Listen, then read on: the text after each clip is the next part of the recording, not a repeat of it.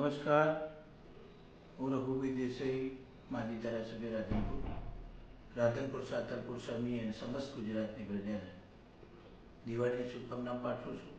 અને નવા વર્ષમાં આપ સુખ સમૃદ્ધિ અને સારું આરોગ્ય પ્રદાન કરો તેવી પ્રભુને પ્રાર્થના કરું. આપણે બધા સાથે રહી વિસ્તારના વિકાસની વાતોમાં એકબીજાનો સાથ અને સહકાર આપીએ એ જ આપણા જોડે મારી વિનંતી છે. જય હિન્દ, જય ભારત, જય જય.